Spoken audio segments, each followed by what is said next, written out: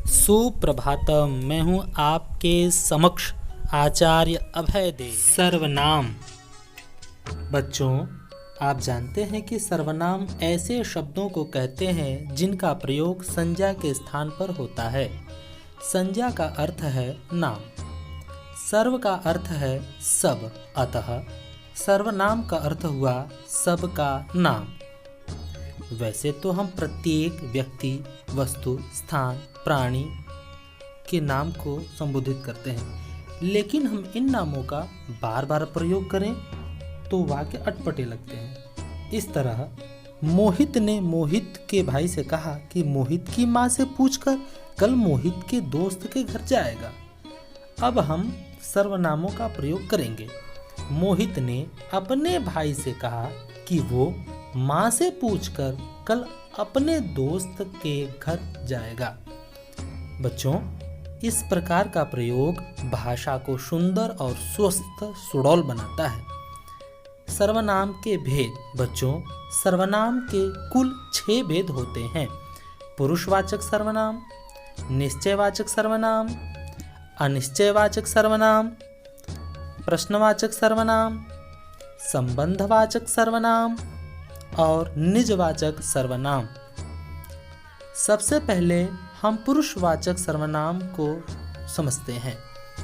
जिन सर्वनाम शब्दों का प्रयोग बोलने वाले, सुनने वाले या अन्य व्यक्ति के लिए किया जाता है वे पुरुषवाचक सर्वनाम कहलाते हैं। जैसे मैं, तुम, वह आदि। बच्चों, पुरुषवाचक सर्वनाम 3 प्रकार के होते हैं: उत्तम पुरुष, मध्यम पुरुष और अन्य पुरुष। बच्चों, जिस सर्वनाम को बोलने या लिखने वाला अपने लिए प्रयोग करता है उसे उत्तम पुरुष कहते हैं। जैसे मैं टीवी देखूंगा, हम 5वीं कक्षा के छात्र हैं, मेरा नाम अनिल है। मध्यम पुरुषवाचक सर्वनाम।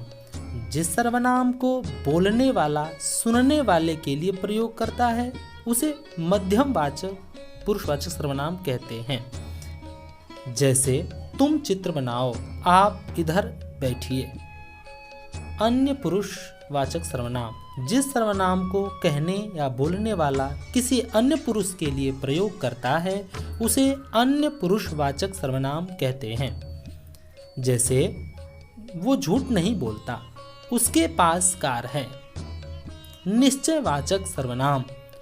बच्चों, जो सर्वनाम किसी व्यक्ति अथवा वस्तु का निश्चय बोध कराते हैं वे निश्चयवाचक सर्वनाम कहलाते हैं। जैसे यह किसकी टोपी है, वे हमारे दादा दादी हैं। इन वाक्यों में वे निश्चयवाचक सर्वनाम हैं। ये शब्द किसी न किसी वस्तु या व्यक्ति की ओर संकेत करके उसके निश्चय होने का ज्ञान कराते हैं।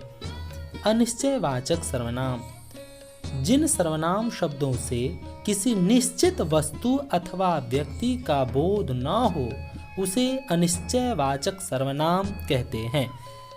जैसे कोई गाना सुनाओ, कुछ रुपए माँ को दे दो, पार्टी खत्म होते ही सब चले गए।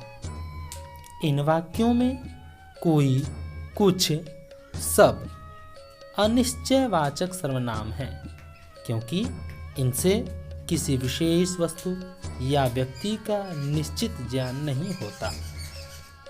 प्रश्नवाचक सर्वनाम। जिन सर्वनाम शब्दों का प्रयोग प्रश्न पूछने के लिए किया जाता है उन्हें प्रश्नवाचक सर्वनाम कहते हैं। जैसे यह टीवी कौन लाया, तुमने क्या खरीदा।